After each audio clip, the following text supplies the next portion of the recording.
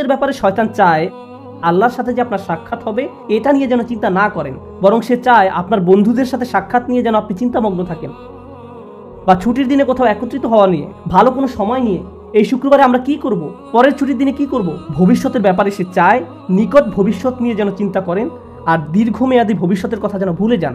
অনেকের কাছে দীর্ঘমেয়াদী চিন্তাটা এরকম যে আমি তো দীর্ঘমেয়াদী চিন্তা করছি, আমি চিন্তা করছি কিভাবে একটি বাড়ির মালিক হওয়া যায়, অথবা চিন্তা করছি কোন শহরে বসতি করব, বা আমি ভবিষ্যৎ শিক্ষা নিয়ে চিন্তা করছি। কিন্তু আল্লাহ আসলে চান আপনি যেন আরো দীর্ঘমেয়াদী চিন্তা করেন। যখন আপনি তার সামনে গিয়ে দণ্ডায়মান হব তখন কি জবাব দেব, এভাবে যখন চিন্তা করবেন তখন আল্লাহর সাথে সাক্ষাৎ নিয়ে আপনার একটা পরিকল্পনা থাকবে। ঠিক যেমন তরুণরা ভার্সিটিতে ভর্তি হওয়ার পর তাদের একটা প্ল্যান থাকে 3 বা 4 বছরের মাঝে গ্রাজুয়েট হওয়া। এই প্ল্যান থাকার ফলে আপনি তখন অনেক সাবধানতার সাথে বিভিন্ন কোর্স নেবেন, এই সেমিস্টারে কোনটা কোনটা নেবেন, পরের সেমিস্টারে কোনটা কোনটা নেবেন, এখন আপনার কাছে কত ক্রেডিট আছে, কোন কোন কোর্সগুলো ঢিলে ঢালাভাবে করলেও হবে, এই সকল ব্যাপারে আপনার সুচিন্তিত একটি পরিকল্পনা থাকে। যদি পিছিয়ে পড়েন তাহলে অতিরিক্ত কাজ করে তা পুষিয়ে নিতে হবে। কিন্তু যদি আপনার কোনো লক্ষ্য না থাকে, যারা ভার্সিটিতে যায় কিন্তু কবে গ্র্যাজুয়েট হবে এই ব্যাপারে কোনো মাথা ব্যথা নেই, 10 বছর যাবৎ ভার্সিটিতে পড়ে আছে, তোমার মেজর কোন বিষয় আমি এখনো ভাবছি, তোমার চুল পেকে গেছে আর এখনো মেজর সাবজেক্ট নিয়ে চিন্তা করছো, এরকম উদ্দেশ্যহীন মানুষও রয়েছে। শয়তান মানুষের এমন উদ্দেশ্যহীন জীবনই পছন্দ করে। সে চায় আপনি যেন উদ্দেশ্যহীন জীবন যাপন করেন। আর যে লক্ষ্যটি আল্লাহ আমাদের সামনে ঠিক করে রেখেছেন তা হলো তার সাথে সাক্ষাৎ। যদি এই লক্ষ্যটি আপনার সামনে থাকে তাহলে জীবনে যে কোনো সিদ্ধান্ত নেওয়ার সময় আপনি চিন্তা করবেন, যখন আমি আল্লাহর সাথে সাক্ষাৎ করব, পরবর্তী সিদ্ধান্তটি নেওয়ার পূর্বে আমাকে আল্লাহর জিজ্ঞাসাকে, আল্লাহর সাক্ষাৎকে সবসময় বিবেচনায় রাখতে হবে। কিন্তু শয়তান যদি এই লক্ষ্যটি দূর করে দিতে পারে তাহলে আমার মাথায় এই চিন্তাটি আসেও না, আমরা তখন যা ইচ্ছা তাই করি। আল্লাহর চিন্তা আমাদের মাথা থেকে দূর হয়ে গেছে, কারণ শয়তান আপনার সামনে একটি আবরণ তৈরি করে দিয়েছে। ফলে আপনি আপনার সামনের অবশ্যম্ভাবী গন্তব্যের ব্যাপারে অন্ধ হয়ে পড়েছেন।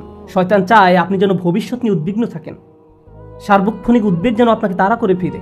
আমার ছেলে কি করবে, সে কি অবাধ্য হয়ে পড়বে, আমার মেয়ে কি করবে, আমার স্বামী কি করবে, আমার স্ত্রী কি করবে। আপনি এভাবে অন্যদের নিয়ে সবসময় উদ্বিগ্ন থাকেন, তারা কি করবে, যেন তাদের দায়িত্ব আপনার উপর বা আপনি তাদের নিয়ন্ত্রণ করেন।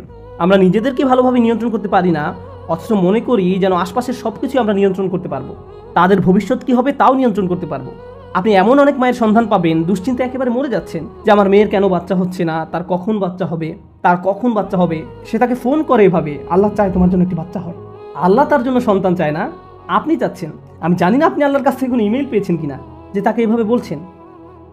এভাবে চরম আকাঙ্ক্ষিত পার্থিব জিনিসটি আপনার অন্তরে সবসময় জায়গা দখল করে রাখে। ফলে ভবিষ্যতের চিন্তা বলতে শুধু এটাই বুঝেন, আমার অমুক জিনিসটি নেই, আমার তো এটা নেই, আমার এটার জন্য অপেক্ষা করছি, আমি জানি না কেন এটা পাচ্ছি না। জিনিসটি পাওয়ার জন্য এভাবে আপনি সম্পূর্ণ আচ্ছন্ন হয়ে পড়েন, পুরোপুরি ব্যাকুল হয়ে পড়েন। শয়তান চায় এভাবে সম্পূর্ণভাবে যেন আপনি আচ্ছন্ন হয়ে পড়েন, কারণ যদি এমনটা করেন, প্রথমত আল্লাহ আপনাকে যা দিয়েছেন তাতে সুখী থাকবেন না, দ্বিতীয়ত সহজেই ভুলে যাবেন যে যিনি সবকিছু নিয়ন্ত্রক তিনি হলেন আল্লাহ। আমি আসলে আমার সন্তানদের নিয়ন্ত্রণ করি না। একটি নির্দিষ্ট বয়সে পৌঁছানোর পর তারা যা কিছু করে তা তাদের এবং আল্লাহর মাঝে। সর্বোচ্চ আমি যা করতে পারি তা হলো উপদেশ দেয়া, তাদের সিদ্ধান্ত একান্তই তাদের। যদি আমাদের রাসূলুল্লাহ সাল্লাল্লাহু আলাইহি সাল্লাম তার নিজ কন্যা ফাতেমার দিকে ফিরে বলতে পারেন, হে মুহাম্মাদের মেয়ে ফাতিমা, আল্লাহকে ভয় করো, আমি তোমাকে আল্লাহ তাআলার পাকড়াও হতে রক্ষা করতে পারবো না, তোমাকে সাহায্য করার মতো কোনো সামর্থ্য আমার থাকবে না, তিনি এটাই তার নিজের মেয়েকে বলেছেন, তাহলে আমরা কিভাবে মনে করি যে আমরা অন্যদের নিয়ন্ত্রণ করতে পারবো? এমনকি আমাদের পরিবারের মধ্যেও শয়তান চায় আমরা যেন মনে করি আমরা হলাম নিয়ন্ত্রক, কিন্তু বিষয়টা আসলে আল্লাহর অধিকারে। সে আমাদের মনকে এভাবে সম্পূর্ণ আচ্ছন্ন করে ফেলে। আর অবশ্যই মানুষকে নিয়ন্ত্রণ করতে গেলে হিতে বিপরীত হয়। মানুষকে নিয়ন্ত্রণ করা যায় না, আসলেই যায় না।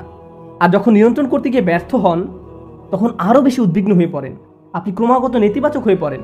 আর আপনি যখন সম্পূর্ণ নেতিবাচক হয়ে পড়েন তখন আপনার পক্ষে কৃতজ্ঞ হওয়া অসম্ভব হয়ে পড়ে। খেয়াল করে দেখুন আয়াতটি কিভাবে শেষ হয়েছে। আপনি তাদের অধিকাংশকেই কৃতজ্ঞ পাবেন না, তারা সবসময় নেতিবাচক চিন্তা করবে। আমার চাকরির কি হবে, টাকা কোথায় পাবো, এটা কোত্থেকে আসবে, ওটা কোত্থেকে আসবে, স্বাস্থ্যের কি হবে, বাচ্চাদের কি হবে, অমুক অমুক ব্যাপারে কি হবে, যদি তারা জেনে যায়, যদি এমনটা ঘটে, যদি সে কিছু বলে বা যদি তিনি কিছু করেন। আর এসব তুচ্ছ ব্যাপার নিয়ে আপনি এতটা আচ্ছন্ন হয়ে পড়েন যে ভুলে যান আল্লাহ ভবিষ্যতের নিয়ন্ত্রক, আমি এর নিয়ন্ত্রক নই। আমরা যে একটি ভালো দিন অতিক্রম করি এটা এই জন্য নয় যে আমরা খুব ভালোভাবে প্ল্যান করে দিনটি কাটিয়েছি বা আমরা এটা অর্জন করেছি বা দিনটাকে নিয়ন্ত্রণ করে কাটিয়েছি। একমাত্র আল্লাহর কাছ থেকেই প্রশান্তি আসে। আমাদের শরীর যে সঠিকভাবে কাজ করছে এবং এখানে শুক্রবারে জুমার নামাজের জন্য যে এসে বসে আছি, আল্লাহ আমাদের এই শক্তি সামর্থ্য দিয়েছেন। আর আমরা এটা ভুলে যাই, আমরা মনে করি ভবিষ্যতের সবকিছু আমরা নিজেরাই সমাধান করে ফেলতে পারবো। শয়তান এই কাজটাই করে, সে আপনাকে এই ধারণা দিয়ে বিভ্রান্ত করে ফেলে যে ভবিষ্যৎ আমাদের নিয়ন্ত্রণে। শয়তানের আরো একটি বড় অস্ত্র হলো ভবিষ্যৎ সম্পর্কে আপনাকে হতাশ করে দেয়া।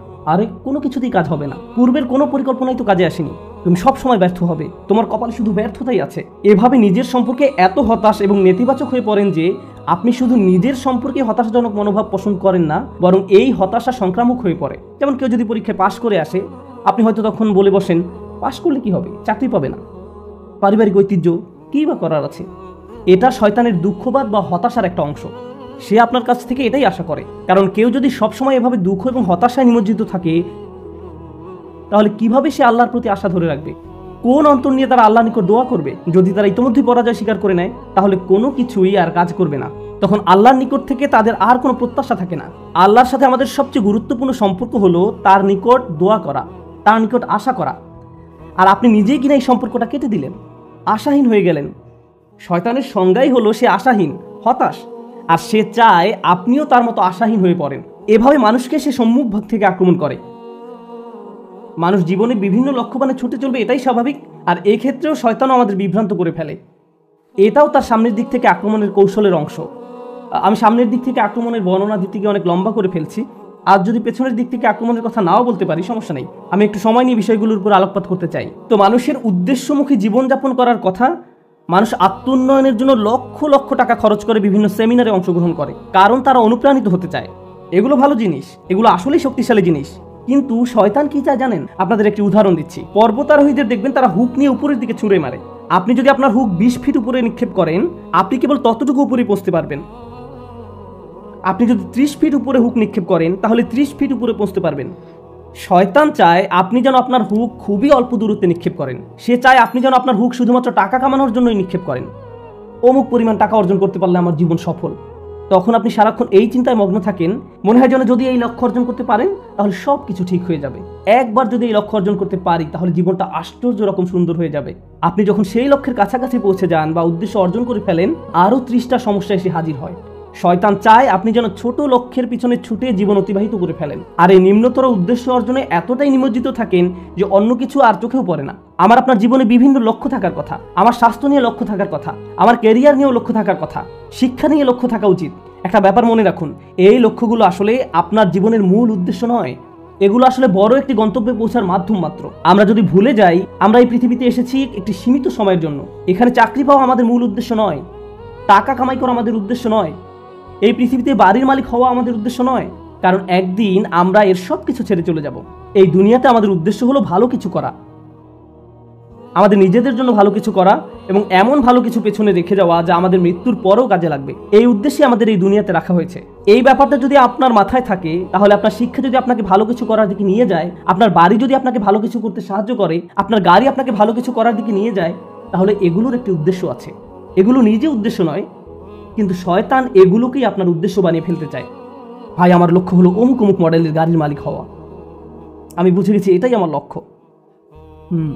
এটা আসলে কোনো লক্ষ্য নয়, এটা একটা বস্তুগত জিনিস মাত্র।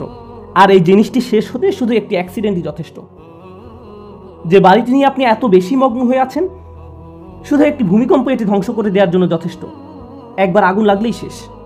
এই জিনিসগুলো আর এমন কি, এগুলো আসে আর যায়। দুআফাত তালিবু আল মাতলুব। শয়তান এভাবে আমাদের মনকে এসব তুচ্ছ বিষয়ে নিমজ্জিত করে রাখে। এর ফলে আমরা ভুলে যাই যে আল্লাহ আমাদেরকে বৃহত্তর উদ্দেশ্য নিয়ে সৃষ্টি করেছেন, কিন্তু সে আমাদের সামনের দিকে থেকে আক্রমণ করে ক্ষুদ্র বিষয়ে আচ্ছন্ন করে রাখে। ফলে আমরা আমাদের সৃষ্টির উদ্দেশ্যের কথা ভুলে যাই। শয়তানের সামনের দিক থেকে আক্রমণ করা নিয়ে সর্বশেষ যে কথাটি বলতে চাই, আপনাদের অনেকের কপালে হয়তো সামনে অনেক টাকা আছে, আবার কারো কারোর জন্য জীবন হয়তো অনেক বড় বড় চ্যালেঞ্জ অপেক্ষা করছে, আল্লাহ জানেন। কারো কারো জীবন হয়তো অনেক সুখ অপেক্ষা করছে, আল্লাহ জানেন, আমরা জানি না। কিন্তু একটা বিষয় আমরা সবাই জানি, সবারই সময় রয়েছে। কারো হয়তো কয়েক সেকেন্ড, কারো হয়তো কয়েক বছর, কারো হয়তো কয়েক দশক সময় হাতে আছে। কিন্তু একটা ব্যাপারে আমরা নিশ্চিত যে আমাদের সবারই হাতে সময় আছে। শয়তান যখন আপনাকে সম্মুখ ভাগ থেকে আক্রমণ করে, সে চায় আপনি যেন আপনার সময়কে কোনো মর্যাদা না দেন। সে চায় ভালো কাজ করার সময় আসলে আপনি যেন এইভাবে ভাবেন যে আরে ভাই, আমার হাতে এখন অনেক সময় আছে, ভালো কাজ করার জন্য এত তাড়াহুড়ার কি আছে। কিন্তু যদি প্রবৃত্তির কোনো কামনা চরিতার্থ করতে হয়, তাহলে সাথে সাথে করতে হবে। প্রতিবার নামাজের সময় আপনার সাথে ঠিক এমনটাই ঘটে। জোহরের সময় যখন আসে, মসজিদ থেকে আজানের শব্দ ভেসে আসে, আপনার ঘড়ির অ্যালার্ম বেজে ওঠে, মোবাইলের অ্যাপ থেকে আজানের শব্দ শোনা যায়, আপনি তখন কি করেন?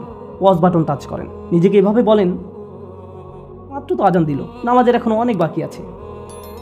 আর ভিডিও গেম খেলতে হলে এখনই, সিনেমা নাটক দেখতে হলে এখনই, কিন্তু নামাজ পড়তে হলে সময় বাকি আছে, এখনো অনেক সময় বাকি আছে। ভার্সিটিতে ক্লাসের ফাঁকে যদি আপনি কিছুটা সময় পেয়ে থাকেন, ব্যাগে কোরআন আছে, তখন ইচ্ছা করলে ব্যাগ খুলে কোরআন পড়তে পারেন। পরে, এখন না, আমি তো পড়বো কিন্তু এখন না। কিন্তু যে কোনো তুচ্ছ, অর্থহীন, বাজে কাজ ফেসবুক বা ইনস্টাগ্রামে স্ক্রল করতে করতে কখন যে 30-40 মিনিট পার করে দেন টেরই পান না। এমনকি ক্লাসের জন্য কখনো কখনো দেরি হয়ে যায়। অর্থহীন কাজের জন্য ঠিকই সময় বের করে নিলেন, এর কারণ হলো শয়তান চায় আপনি যেন আপনার সময়কে কোনো মূল্য না দেন। সে চায় আপনি যেন আপনার মূল্যবান সময়কে অর্থহীন কাজে ব্যয় করে নষ্ট করে ফেলেন। এভাবে আপনার সময় নষ্ট করার মাধ্যমে সে আপনার ভবিষ্যৎ ধ্বংস করে দেয়। তারপর যখন জীবনের একটা পর্যায়ে এসে পেছনে ফিরে দেখেন, তখন ভাবেন, ভাই আমি জীবনে কত সময় যে অযথা কাজে ব্যয় করে নষ্ট করেছি। এরপর জীবন নিয়ে হতাশ হয়ে পড়েন। এই খেলাটাই শয়তান আমাদের সাথে খেলে। এভাবে শয়তান বিভিন্ন কৌশলে সামনের দিক থেকে আমাদের আক্রমণ করে। আমি আল্লাহর কাছে দোয়া করছি, আল্লাহ যেন আমাদেরকে এইসব আক্রমণ থেকে সতর্ক থাকার তৌফিক দান করেন, এবং আল্লাহ আযজা ওয়া জাল্লা কখনো যেন আমাদের সেসব লোকদের অন্তর্ভুক্ত না করেন যারা বাস্তবতাকে তার প্রকৃত রূপে চিনতে ব্যর্থ হয়। রাসূলুল্লাহ সাল্লাল্লাহু আলাইহি সাল্লাম বলছেন, ও আল্লাহ, আমি চাই আপনি আমাকে বাস্তব বিষয়সমূহ আসলেই যেমন তেমনভাবেই দেখান। এটা আমার শেষ উপদেশ। কিভাবে আমরা শয়তানের এই আক্রমণগুলো মোকাবেলা করব। প্রথমে এগুলো শনাক্ত করতে হবে, তারপর আমাকে আপনাকে ক্রমাগত বাস্তব বিষয়গুলোর প্রকৃত রূপ খতিয়ে দেখতে হবে। আমাদের মোবাইলের অ্যাপগুলো চালাতে গেলে আমরা শুধু ইউজার ইন্টারফেস যেমন গ্রাফিক্স, মেনু ইত্যাদি দেখতে পারি, কিন্তু এগুলো আসলে প্রকৃত অ্যাপ নয়। এর পেছনে সোর্স কোড আছে, আপনি সেই কোড দেখতে পান না, আপনি শুধু ফ্রন্ট এন্ড দেখতে পান। ঠিক তেমনি বাস্তব জগতে যা কিছু দেখতে পান তা শুধু উপরের অংশ দেখতে পান, শুধু কভার দেখতে পান, কিন্তু এর পেছনে অন্য আরেক বাস্তবতা রয়েছে, এর পেছনে ইঞ্জিন রয়েছে। সমস্যা হলো আমরা কোনো কিছুর বাহ্যিক রূপ দেখে এর মূল্যায়ন করি, এর পেছনে যা আছে সেটাই যে আসলে মূল্যবান আমরা তা জানার চেষ্টাও করি না। কোরআন এই কাজটাই করে। কোরআন শুধু এই দুইটি চোখ দিয়ে দেখতে বলে না, এখানেও আরো এক সেট চোখ রয়েছে। লাহুম আয়ুনুন লা ইউবসিরুনা বিহা, তাদের চোখ রয়েছে কিন্তু তা দ্বারা তারা দেখে না, অর্থাৎ তারা আসল রূপ দেখে না, তারা শুধু বাহ্যিক ব্যাপারটা দেখে। আমাদেরকে অন্তর্চক্ষু দিয়ে তাকাতে হবে যা প্রকৃত রূপ দেখতে পারে। যদি এমনটা করতে পারেন তাহলে যেভাবে আপনি সময় ব্যয় করেন, বিভিন্ন বিষয় নিয়ে চিন্তা করেন, বিভিন্ন জিনিসের মূল্য দিয়ে থাকেন, বিভিন্ন জিনিসকে গুরুত্ব দিয়ে থাকেন, তার সব কিছুই পরিবর্তিত হতে শুরু করবে। কারণ দিন শেষে আল্লাহর সাথে সাক্ষাৎ করার পূর্বে আমাদের হাতে জীবনের যে অংশটুকু বাকি আছে তার মূল ব্যাপার হলো ইউনাব্বাউল ইনসানু ইয়াউমা ইযিন বিমা কদ্দামা ওয়া আখার। কিয়ামতের দিন মানুষকে জিজ্ঞাসা করা হবে কোনটাকে তুমি প্রাথমিক পর্যায়ে গুরুত্ব দিয়েছো আর কোন ব্যাপারটাকে দ্বিতীয় পর্যায়ভুক্ত মনে করেছো। সবকিছুর মূল কথা এটাই, আমি আপনি যত সিদ্ধান্ত নিয়েছি তাতে কোনটাকে প্রায়োরিটি দিয়েছি আর কোনটাকে ফেলে রেখেছি। আর শয়তান এখানেই ঝামেলা তৈরি করতে চায়। সে আমাদেরকে ভুল ব্যাপারে অগ্রাধিকার দিতে প্ররোচিত করে। সে চাইবে আমরা যেন সত্যিকারের গুরুত্বপূর্ণ কাজটা ফেলে রাখি। আমরা দোয়া করি আল্লাহ যেন আমাদেরকে সেসব মানুষের অন্তর্ভুক্ত করেন যারা কাজের ক্ষেত্রে সঠিক অগ্রাধিকার নিশ্চিত করতে পারে, এবং শয়তানের কুমন্ত্রণা যেন আমাদেরকে আমাদের উদ্দেশ্য থেকে বিচ্যুত করে না দেয়। বারাকাল্লাহু লি ওয়া লাকুম ফিল কুরআনিল হাকিম ওয়া নাফা'নি ওয়া